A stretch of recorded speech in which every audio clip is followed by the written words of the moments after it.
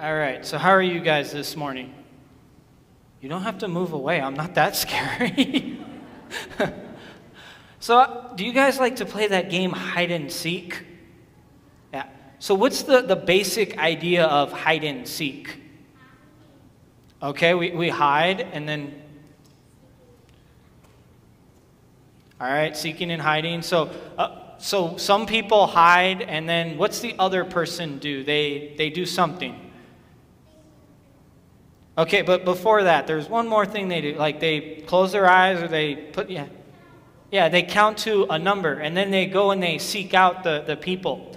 Now, when I was a kid, I loved to play that game. I was really good at it because I could get into some really tight spaces.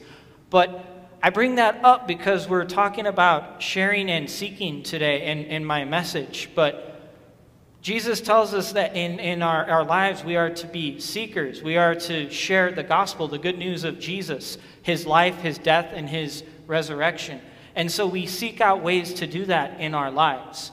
You guys are at that age where some of you are in school and some of you aren't.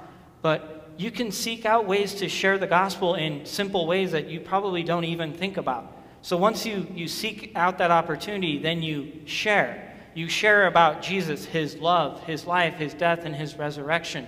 So I want to give you guys just a few examples of how you can share your Jesus with other people without even knowing it. Yes, I know you're on TV. Isn't it fascinating? All right.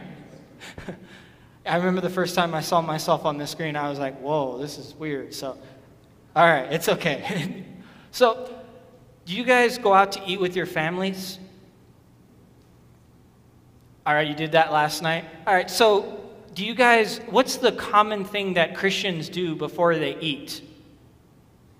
All right, pray. Thank you for saying that, because I was like, this was going to... All right, so we pray. We thank God for our food. And so you guys are in a restaurant with your family, and a very simple way to share Jesus is to just pray, to bow your heads and thank God for your food. Now, some of you are in school, and it's been a while since I've been in school, but I'm imagining you come to lunchtime, and there's always that one kid who kind of sits by themselves, right?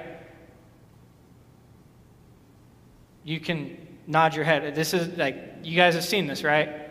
Yeah. So one way of sharing Jesus is to invite that person who's sitting alone to come and join you for lunch, and you guys can have a conversation. You don't have to do what I do for a living and get up and tell people about Jesus with your words. You can do it through your actions, because I know at your age it's very uncomfortable to speak to another person about Jesus.